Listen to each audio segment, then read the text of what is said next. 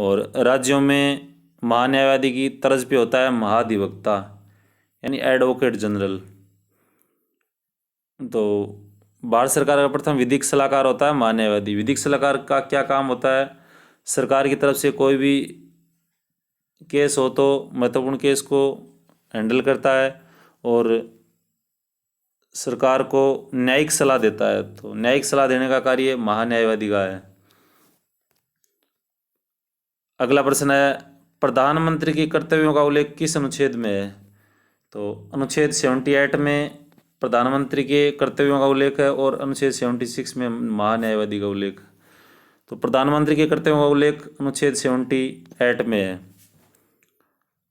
प्रधानमंत्री, जैसा कि हमें पता है, भारत का एक अति महत्वपूर्ण पद है प्रधानमंत्री, यानी कार्यपालिका की दृष्टि से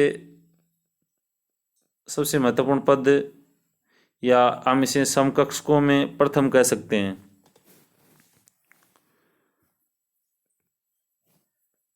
प्रस्तावना में भारत शब्द का कितनी बार प्रयोग हुआ है? तो ये प्रश्न भी कई बार पूछ लिया जाता है। प्रस्तावना में भारत शब्द का 2 बार प्रयोग हुआ है। हम भारत के लोग भारत को 2 बार आ गया प्रस्तावना में, तो यही 2 बार प्रयोग हुआ है भारत शब्द का। तो आ सकता है, ये प्रश्न पूछा जा सकता है कि भारत शब्द का कितनी बार प्रयोग हुआ है? 2 बार। अगला प्रश्न है, संविधान में भारत को क्या कहा गया है? संविधान में भारत को राज्यों का संघ कहा गया है। भारतीय संविधान के अनुच्छेद 1 में भारत को राज्यों का संघ कहा गया है। अगला प्रश्न है, नए राज्यों के गठन की प्रक्रिया का उल्लेख किस अनुच्छेद में है? तो अनुच्छेद 3 में। भारतीय संविधान की अनुसूची 1 में 28 राज्य और 7 केंद्र शासित प्रदेशों का उल्लेख है। उसमें अनुच्छेद 1 से 4 तक का उल्लेख है। उसमें अनुच्छेद 3 में दिया हुआ है कि किस प्रकार नए राज्य की स्थापना होगी और उसका गठन किया जाएगा। तो अनुच्छेद 3 में उसकी प्रक्रिया दी हुई है। अगला प्रश्न है, संपत्ति का अधिकार मौलिक अधिकार के किस रूप में किस संशोधन द्वारा समाप्त किया गया? तो 44वां संविधान संशोधन 1978 में हुआ। उसमें संपत्ति के अधिकार को मूल अधिकार से हटा के किस में कर दिया? विधिक अधिकार में। और ये 300A में जोड़ दिया। तो संपत्ति का अधिकार अब मौलिक अधिकार न होकर क्या है? विधिक अधिकार है। तो ये भी ध्यान रखना है अपने को। 10वीं अनुसूची का संबंध किससे है? तो 10वीं अनुसूची का संबंध है दल बदल से। 52वें संविधान संशोधन द्वारा 10वीं अनुसूची जोड़ी गई और 10वीं अनुसूची का संबंध है दल बदल से। नगर पालिकाओं को संवैधानिक मान्यता किस संशोधन द्वारा प्रदान की गई? तो 76वें संविधान संशोधन 1992 द्वारा नगर पालिकाओं को संवैधानिक मान्यता प्रदान की गई। अगला प्रश्न है, 12वीं अनुसूची में कितने विषय हैं? तो 18 विषय हैं। 12वीं अनुसूची में 18 विषय हैं जो नगर पालिकाओं या हम कह सकते हैं शहरी निकायों से संबंधित है। 11वीं अनुसूची पंचायती राज से संबंधित है जिसमें 29 सब्जेक्ट हैं, 29 विषय हैं। ये भी अपने को याद रखना है। पंचायती राज दिवस कब मनाया जाता है? तो पंचायती राज दिवस प्रतिवर्ष 24 अप्रैल को मनाया जाता है। प्रतिवर्ष 24 अप्रैल को पंचायती राज दिवस मनाया जाता है। देश के एकमात्र निर्विरोध राष्ट्रपति तो नीलम संजीव रेड्डी देश के एकमात्र निर्विरोध राष्ट्रपति चुने गए थे। पॉकेट वीटो का इस्तेमाल किस राष्ट्रपति ने किया? तो ज्ञानी जेल सिंह ने भारतीय डाकघर अधिनियम के संबंध में पॉकेट वीटो यानी जेबी निषेधाधिकार का प्रयोग किया। भारत में जनहित याचिका PIL यानी पब्लिक इंटरेस्ट लिटिगेशन का जनक किसे कहा जाता है? तो PN भगवती को PIL का जनक कहा जाता है। इसमें PIL में क्या है? पीड़ित व्यक्ति का स्वयं का होना आवश्यक नहीं है, उसकी तरफ से कोई भी दूसरा भी एक एप्लीकेशन के माध्यम से ये सूचित कर सकता है कि किसी व्यक्ति विशेष का या संस्था के अधिकारों का हनन हो रहा है तो उसमें न्यायालय सक्रिय रूप से कार्य करके और दोषी को दंडित करती है। 2013 में स्थापित 3 नए उच्च न्यायालय मणिपुर, मेघालय और त्रिपुरा। तो 2013 में मणिपुर, मेघालय और त्रिपुरा हुआ और अभी लेटेस्ट 25वां तेलंगाना है। तो अभी 25 उच्च न्यायालय हैं और उच्चतम न्यायालय में न्यायाधीश 31 से बढ़ा के 34 कर दिए। 31 से बढ़ा के कितने कर दिए? 34। तो ये भी ध्यान रखना अपने को। संयुक्त उच्च न्यायालय की स्थापना किसके द्वारा की गई? संयुक्त उच्च न्यायालय की स्थापना किसके द्वारा की जाती है? तो कंबाइंड हाई कोर्ट की स्थापना संसद कर सकती है। वैसे तो शायद संविधान में कोई भी अमेंडमेंट हो संसद ही कर सकती है, क्योंकि भारत एक लोकतंत्रात्मक देश है और संसद में जनता द्वारा चुने हुए प्रतिनिधि जाते हैं और वही नए कानूनों का निर्माण करते हैं। मतदाता दिवस कब मनाया जाता है? तो प्रतिवर्ष 25 जनवरी को मतदाता दिवस मनाया जाता है। ये भी हमें याद रखना है। चलिए आगे चलते हैं। प्रारूप समिति के अध्यक्ष थे तो डॉक्टर भीमराव अंबेडकर प्रारूप समिति के अध्यक्ष थे। प्रारूप समिति संविधान की एक महत्वपूर्ण समिति थी। प्रारूप समिति का काम कोई प्रारूप निर्माण करना नहीं था। प्रारूप समिति का काम था BN राव द्वारा सुझाए गए संविधान के प्रारूप पर विचार करना कि वो कहाँ तक सही है। तो प्रारूप समिति के अध्यक्ष थे BR अम्बेडकर, जो एक भारत के महान कानून विज्ञ हुए हैं और भारतीय संविधान निर्माता के नाम से भी जाने जाते हैं। अगला प्रश्न है, संविधान सभा में राजस्थान के सदस्य थे। तो संविधान सभा में राजस्थान के सदस्य 11 थे। भारत में संविधान सभा के निर्माण का आधार था। भारत में संविधान सभा के निर्माण का आधार कैबिनेट मिशन योजना 1946 था। यानी कैबिनेट मिशन योजना 1946 के तहत भारतीय संविधान सभा का गठन किया गया और भारतीय संविधान सभा में 389 मेंबर थे। ये भी आपको याद रखना है। भारत के संविधान को अंगीकृत करने की तिथि है, भारतीय संविधान को अडॉप्टेड करने की तिथि है 26 नवंबर 1949 और पूर्ण रूप से लागू कब हुआ? 26 जनवरी 1950। तो ये भी याद रखना है। अगला प्रश्न है, संविधान सभा के प्रथम बैठक के अध्यक्ष कौन थे? सच्चिदानंद सिन्हा। और प्रथम बैठक कब हुई? 9 दिसंबर 1946। और द्वितीय बैठक कब हुई? 13 दिसंबर 1946। और द्वितीय बैठक में उद्देश्य प्रस्ताव रखे गए और द्वितीय बैठक में स्थायी अध्यक्ष चुन लिया गया डॉक्टर राजेंद्र प्रसाद को। तो इन प्रश्नों से रिलेटेड अन्य फैक्ट हैं वो भी ध्यान रखने हैं। ये देखो आ गया, संविधान सभा की पहली बैठक 9 दिसंबर 1946। उद्देश्य का प्रस्ताव किसके द्वारा पेश किया गया? जवाहरलाल नेहरू के द्वारा। प्रारूप समिति के समक्ष प्रस्तावना प्रस्तुत की, जवाहरलाल नेहरू ने प्रारूप समिति के समक्ष प्रस्तावना प्रस्तुत की। मुस्लिमों हेतु पृथक निर्वाचन प्रणाली लागू की मार्लियामेंटो सुधार अधिनियम द्वारा। मार्लियामेंटो सुधार अधिनियम में ये मुस्लिमों के लिए पृथक निर्वाचन प्रणाली की व्यवस्था कर दी गई, यानी मुस्लिम कैंडिडेट को मुस्लिम मतदाता ही चुन सकता है। तो इससे भारत में एक धार्मिक रूप से सांप्रदायिकवाद फैलाने का अंग्रेज़ों ने जो काम किया वो फूट डालकर राज करना चाहते थे। तो इस प्रकार ये मार्लियामेंटो सुधार अधिनियम द्वारा हुआ। भारतीय संविधान के पूर्ण रूप से लागू होने की तिथि तो 26 जनवरी 1950 को भारतीय संविधान पूर्ण रूप से लागू हो गया। झंडा समिति के अध्यक्ष कौन थे? तो आचार्य JB कृपलानी झंडा समिति के अध्यक्ष थे। कैबिनेट मिशन में संविधान सभा के सदस्यों की संख्या 389। संविधान निर्माण के समय संविधान में अनुसूचियाँ कितनी थी? 8 और अभी कितनी है? 12। तो ये भी याद रखना है अपने को। 42वें संविधान संशोधन द्वारा प्रस्तावना में जोड़े गए शब्द।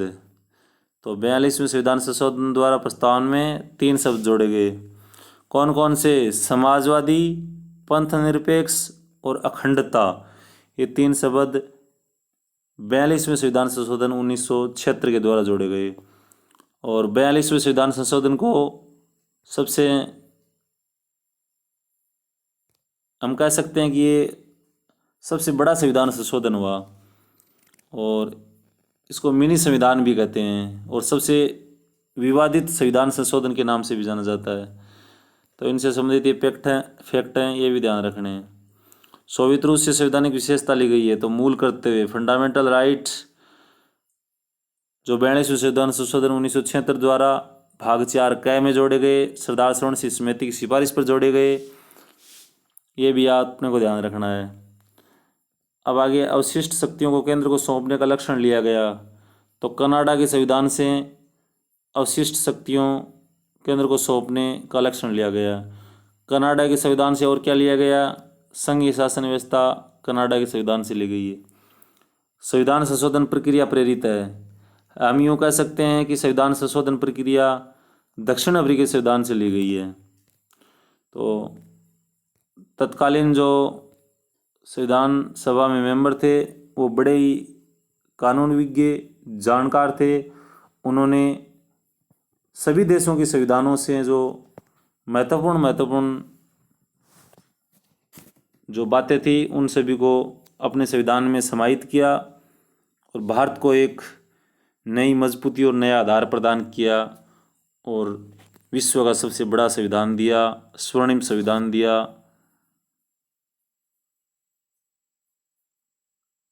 अगला प्रश्न है, वायसराय का पद सृजित किया गया। तो 1858 के भारत शासन अधिनियम द्वारा वायसराय का पद सृजित किया गया। 1857 की क्रांति के बाद जो पहले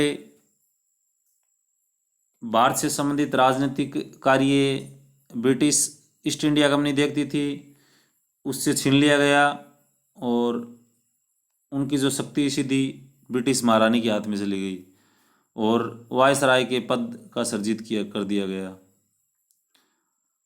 और भारत के प्रथम वायसराय बने लॉर्ड कैनिंग। ये देखो आगे प्रश्न आ भी गया, भारत के प्रथम वायसराय लॉर्ड कैनिंग बने। बंगाल के पहले गवर्नर वारेन हेस्टिंग्स। ये भी प्रश्न काफ़ी महत्वपूर्ण है, ये अक्सर परीक्षाओं में आते हैं, तो 2-3 बार जब इस वीडियो को देखोगे तो आपको याद हो जाएगा।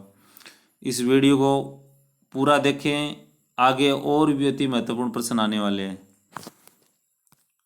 तो हमारा प्रयास रहेगा आप तक ज़्यादा से ज़्यादा जानकारी पहुंचाने का, और उसमें कोई संशोधन करना हो तो आप कमेंट करके ज़रूर बताएं। अगला प्रश्न है, भारतीय संविधान का सबसे बड़ा स्रोत, यानी भारतीय संविधान को बनाने के लिए किससे सबसे ज़्यादा जो बातें ली गई हैं? तो 1935 का जो भारत शासन अधिनियम था उससे लगभग हम कह सकते हैं कि 250 से लेकर 300 अनुच्छेद तक केवल 1935 के भारत शासन अधिनियम से लिए गए हैं। और भारत शासन अधिनियम 1935 का जो भारत शासन अधिनियम तत्कालीन समय में बना, उसमें भी अन्य देशों से लिए गए थे। जैसे नीति निर्देशक तत्व आयरलैंड के संविधान से लिए गए, तो आयरलैंड के संविधान से लेने से पहले नीति निर्देशक तत्व 1935 के भारत शासन अधिनियम से लिए गए हैं, और भारत शासन अधिनियम ने लिए थे आयरलैंड के संविधान से। तो हम यूँ कह सकते हैं कि नीति निर्देशक तत्व आयरलैंड के संविधान से लिए गए हैं, जबकि डायरेक्टली आयरलैंड के संविधान से नहीं लिए गए हैं। तो ये भी अपने को याद रखना है। अगला प्रश्न है, 1935 के अधिनियम को किसने दासता का अधिकार पत्र? तो पंडित जवाहरलाल नेहरू ने दासता का अधिकार पत्र कहा। दासता का अधिकार पत्र क्यों कहा? क्योंकि ये अधिनियम भी कोई भारत को एक प्रकार से स्वतंत्रता प्रदान नहीं करता है, ये भी अंग्रेजों के अधीन रहकर ही बना था, तो इसको एक प्रकार से दासता का अधिकार पत्र था ये। प्रारूप समिति का गठन कब हुआ? तो 29 अगस्त 1947 को प्रारूप समिति का गठन किया, और उसमें 7 सदस्य थे, और उनके अध्यक्ष थे डॉक्टर भीमराव अंबेडकर। ये महत्वपूर्ण फैक्ट है, याद रखना। विधि दिवस कब मनाया जाता है? तो 26 नवंबर। 2015 से पहले विधि दिवस को संविधान दिवस के रूप में मनाया जाता था, अभी विधि दिवस मनाया जाने लगा। तो 26 नवंबर को विधि दिवस। प्रथम बार राष्ट्रीय ध्वज कब फहराया गया? तो 26 जनवरी 1930 को पंडित जवाहरलाल नेहरू ने रावी नदी के तट पर प्रथम बार राष्ट्रीय ध्वज फहराया। ये भी याद रखना है अपने को।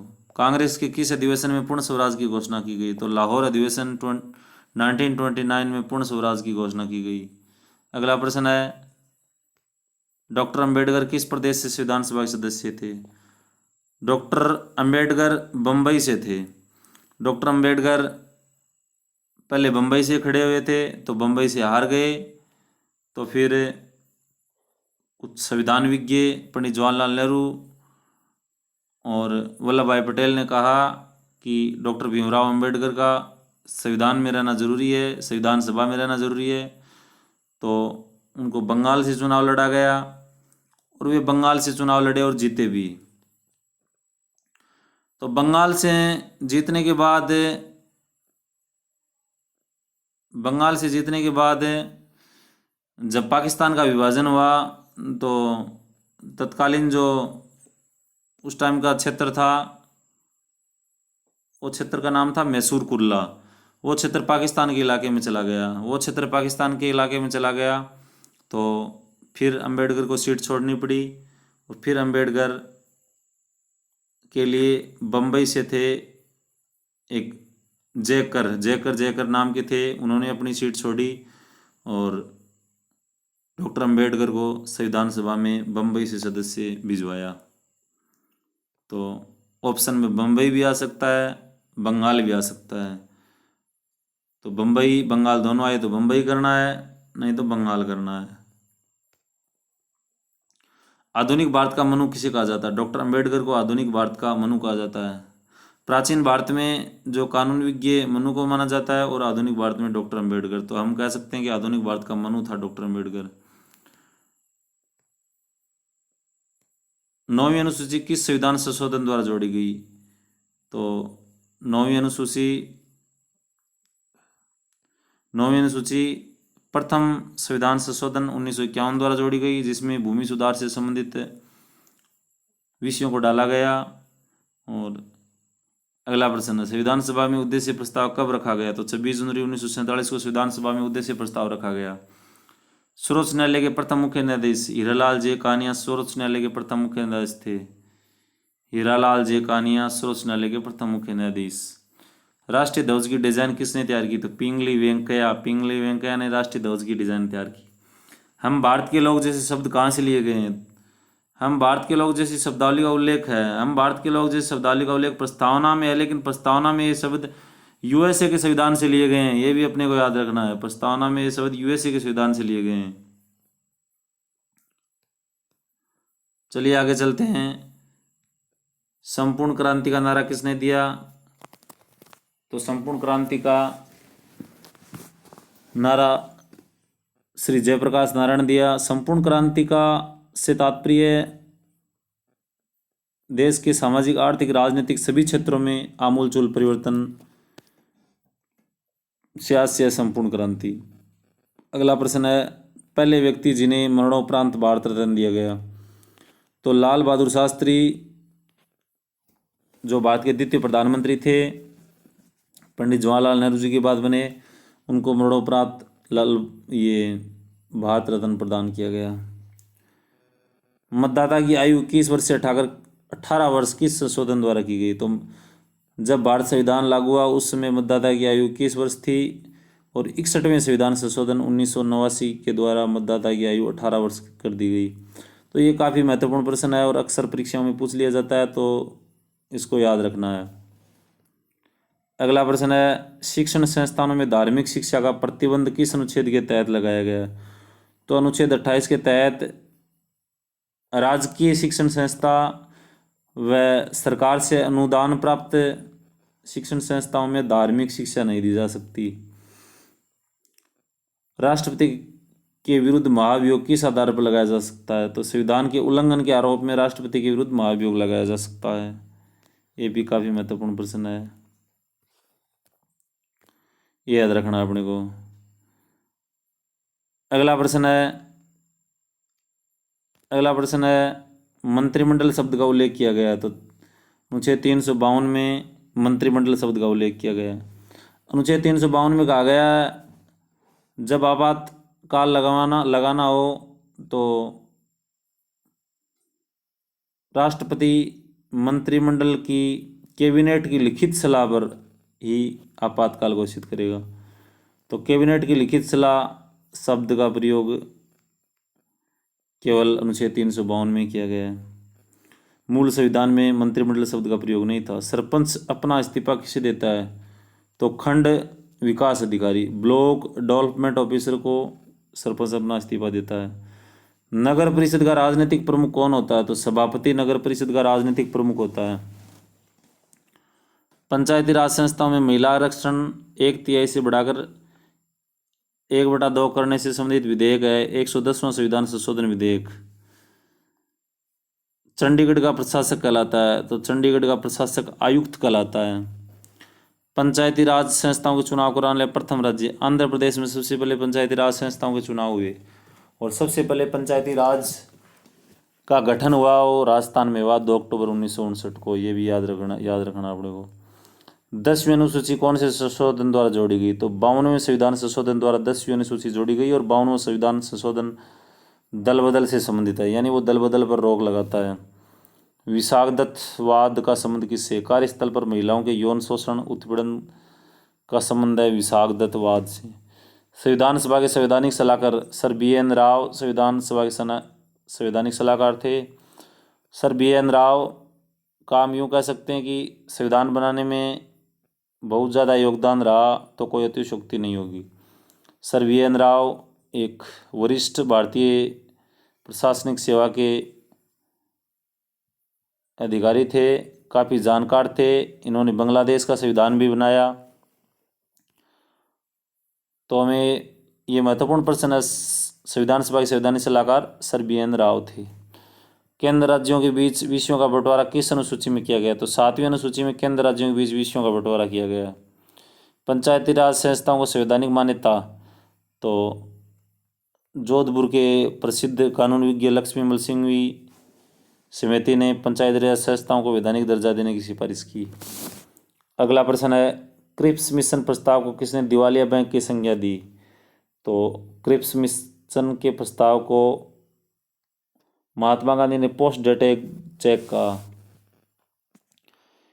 यानी ऐसा चेक जिसका बैंक दिवालिया हो चुका है, क्योंकि इसमें भारत को पूर्ण स्वतंत्र राज्य घोषित करने का प्रस्ताव नहीं किया गया था। इसमें केवल अंग्रेजों के अधिकार क्षेत्र में रहकर ही रहने का प्रस्ताव किया गया। तो इसको ऐसे चेक की संज्ञा दी जिसका बैंक दिवालिया हो चुका है। भारत में प्रथम आम चुनाव 1951-52 में हुए। राजस्थान के प्रथम मुख्यमंत्री हीरालाल शास्त्री थे। वर्तमान संविधान सभा में अनुसूची 12 थी, हैं मूल में 8 थी। संविधान संशोधन द्वारा प्रस्तावना में संशोधन किया गया। 42वें संविधान संशोधन द्वारा मौलिक अधिकार लिए गए। अमेरिका से अपशिष्ट शक्तियों का केंद्र के पास ईस्ट इंडिया कंपनी के शासन का अंत किस अधिनियम द्वारा किया गया? तो 1858 के द्वारा। प्रांतों में दोहरा शासन की व्यवस्था 1935 के द्वारा। अनुसूचित क्षेत्रों के प्रशासन से संबंधित अनुसूची है 5वीं और 6वीं।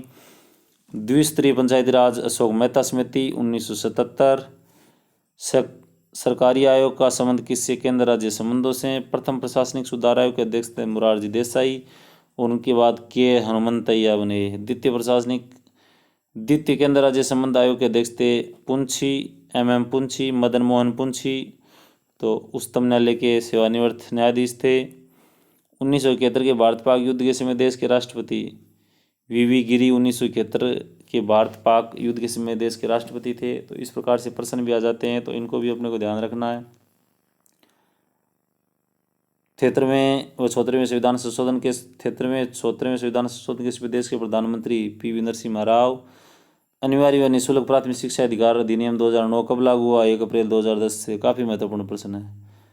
महाभियोग की प्रक्रिया का उल्लेख अनुच्छेद 61 में। भारतीय संविधान का मेग्ना कार्टा भाग 3। मेग्ना कार्टा इसलिए कहते हैं कि मेग्ना कार्टा इंग्लैंड में सन 1215 में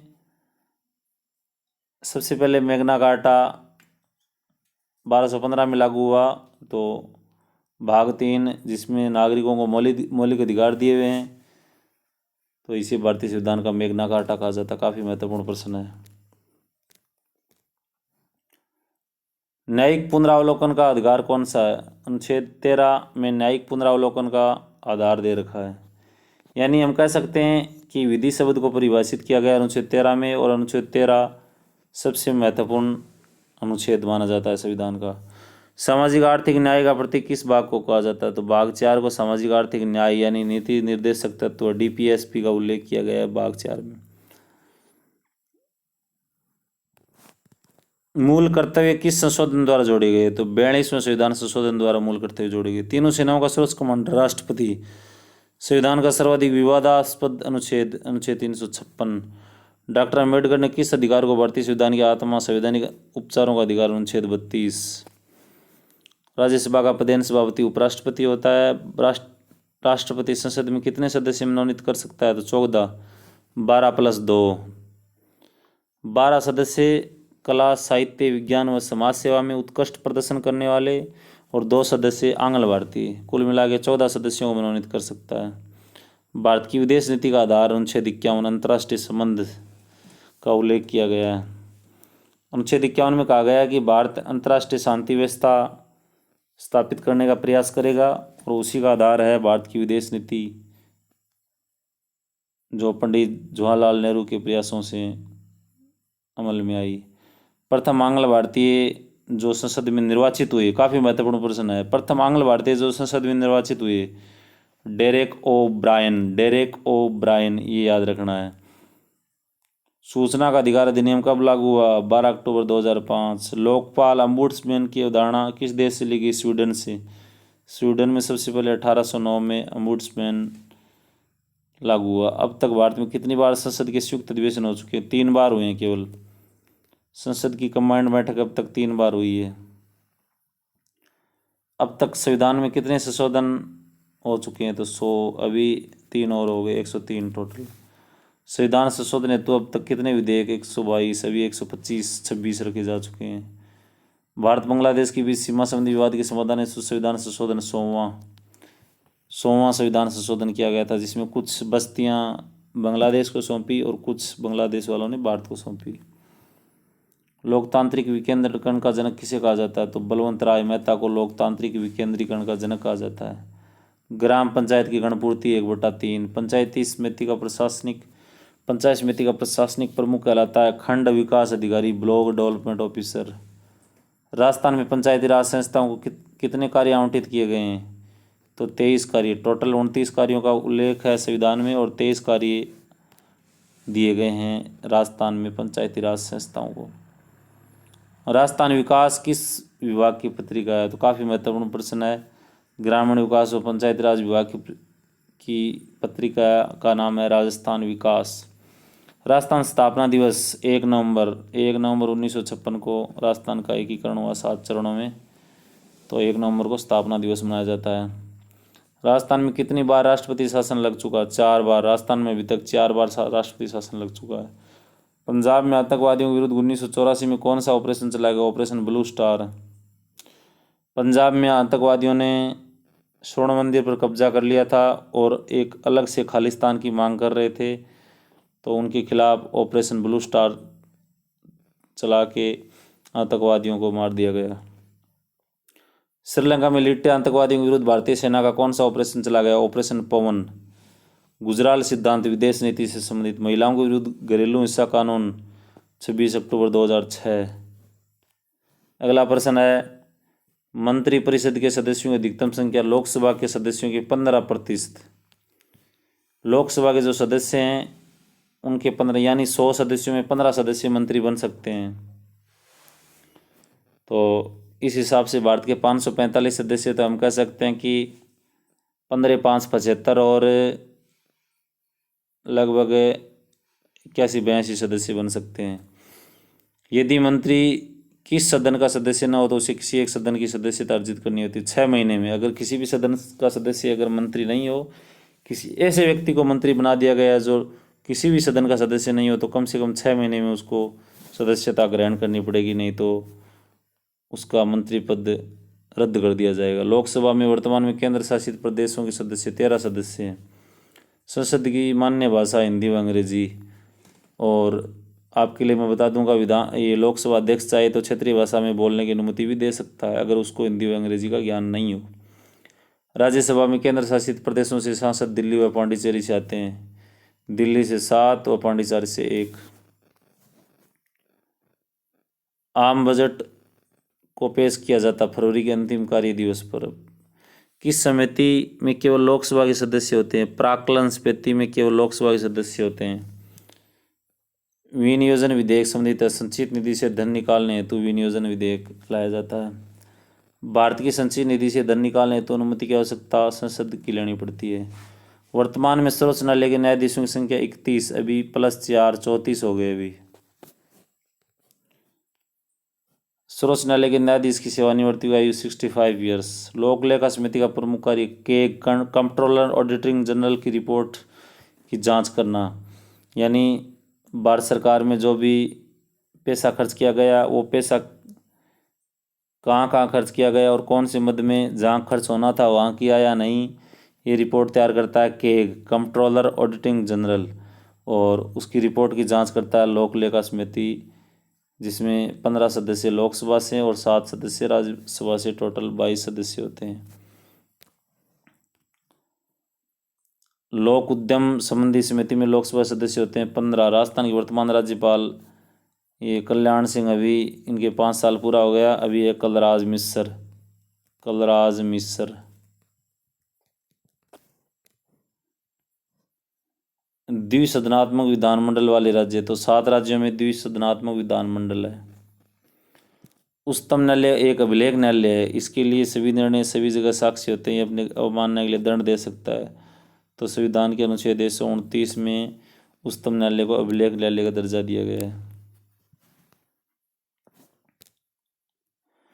भारतीय संविधान के किस संशोधन द्वारा आंतरिक अवस्था के स्थान पर शस्त्र विद्रोह का प्रयोग किया है? तो 42वें संविधान संशोधन द्वारा।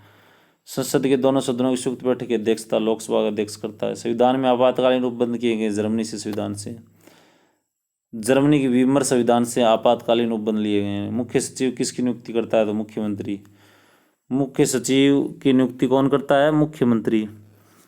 जिले में धारा 144 लागू करने का अधिकार किसको है? जिलाधीश को। धारा 144 में क्या होता है? नाजायज मजमा, यानी दो या दो से अधिक व्यक्ति एक जगह इकट्ठा होकर बातचीत नहीं कर सकते हैं, क्योंकि इसमें अशांति और उपद्रव फैलने का भय रहता है, इसलिए धारा 144 लगाई जाती है।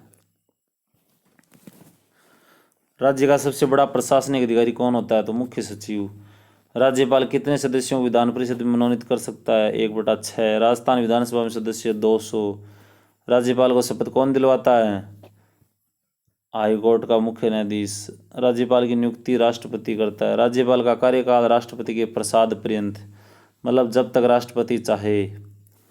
राज्यपाल की योग्यता, भारत का नागरिक, 35 वर्ष की आयु। तो मुख्य तौर पर 2 योग्यताएं हैं। महाधिवक्ता की नियुक्ति कौन करता है? तो राज्यपाल करता है। राज्यपाल का स्थानांतरण कौन करता है? तो राष्ट्रपति कर सकता है। राज्यपाल को बर्खास्त करने का अधिकार किसको है? राष्ट्रपति को।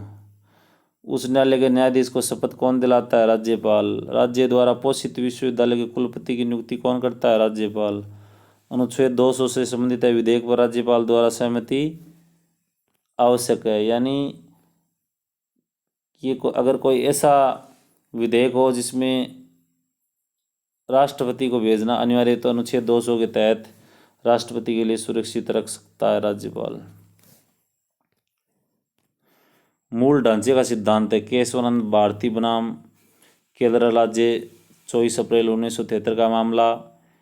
इसमें उच्चतम न्यायालय की 13 न्यायाधीशों की पीठ ने अपना ऐतिहासिक फैसला देते हुए कहा कि सरकार संसद संविधान के मूल ढांचे में परिवर्तन नहीं कर सकती। तो संसद ने कहा कि मूल ढांचा कौन सा होता है?